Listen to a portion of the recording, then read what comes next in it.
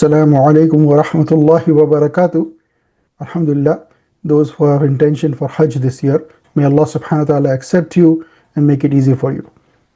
So today we'll talk about how to re-register for Nusuk. So this is for those who already registered for Nusuk last year and they will have to now re-register again this year. So we'll walk you through the steps for that. If you have not registered at all, there's a separate video, inshallah, we'll link here. Use that instead. So this is for those who registered last year, have an active profile or have an active e-wallet, and now you just have to re-register because you might need to update some information and get your profile verified again. If your profile is not verified, then you won't be able to preview packages and then purchase packages later on. So that's why you want to make sure that it is submitted for verification and you want to get yourself verified. So let's get started. So as you get to hajj.nusuk.sa, you will realize that they have changed the layout of the website a little bit. The color themes and things are different. Earlier last year, it used to be this same color as the Nusuk Hajj logo. Now there's a little bit of a green profile to it. That's fine. Just make sure that your URL is accurate. It's hajj.nusuk.sa. So for those who have not registered, you would start registration, but this is again for video for those who already have a profile. So you will log in. So log into your profile, your email address and password should still work. It will send out an OTP. Enter your OTP. Now, as you get in, even though you might have uploaded your files before, you will need to re-upload your passport and your personal photo again. Make sure your passport is edited to 400 by 800 pixels and size up to 1 megabytes. You upload your passport. Then you upload the personal photo, and again, this should be 200 by 200 pixels. You re-upload your passport, re-upload the personal photo, and it has to match all these requirements. If you have it from last year, you can still use it as long as your passport has not changed. Make sure your passport is not expiring, especially you need to have at least 6 months of validity from the time of travel during Hajj. So you need it to be 6 months from June of 2026. So around till December, you should have a valid passport.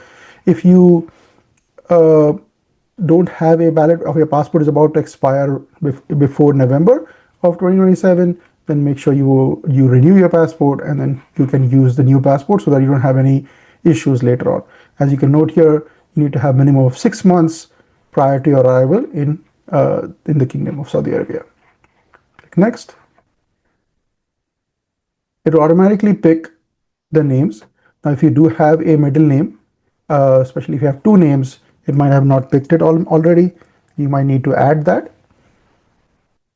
If something is incorrect, I'm going to update that.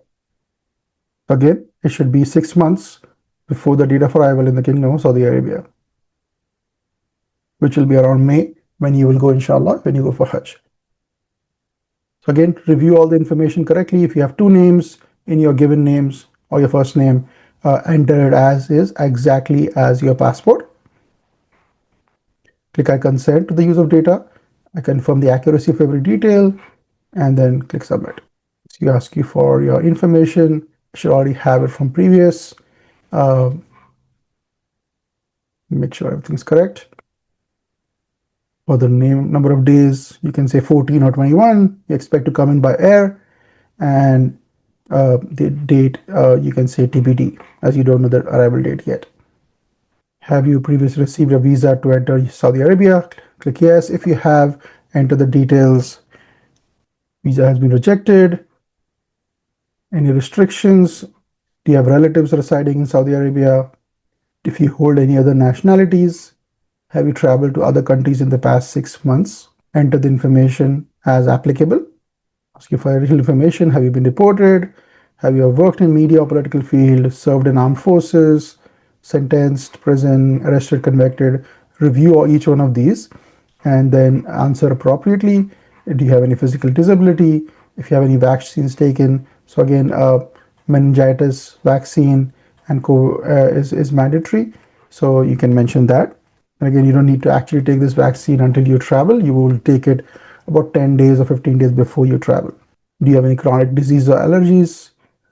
Mention them. Any mental illnesses, special needs? Do you have surgeries?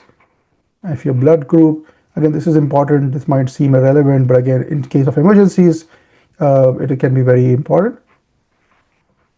Any allergies, mention that. Click next. Review all the information is accurate. Consent, acknowledge, accept, review the permissions. You can also add additional family members. If you want to travel together and be on the same package, then you want to include your family members together. But otherwise, go ahead and click submit. It will say application submitted successfully. Now, once it is submitted, you can go to your profile and it will say under verification.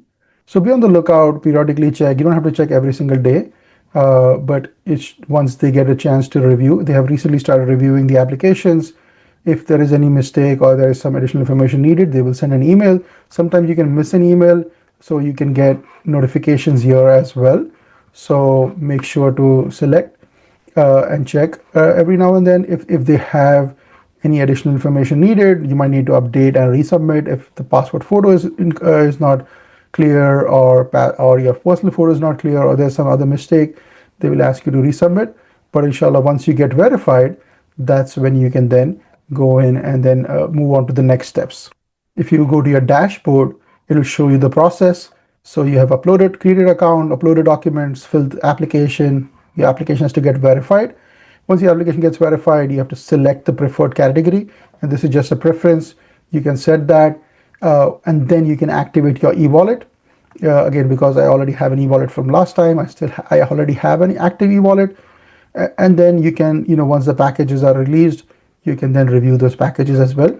You could go ahead and click select preferred category, and if you want to do a shifting versus a non-shifting, so I can, let's say I want to do a preferred, my shift is my non-shifting, and let's say it's luxury, whatever, it doesn't actually affect anything. You can change it later on as well. If I go to my dashboard, it show that this is my preferred category.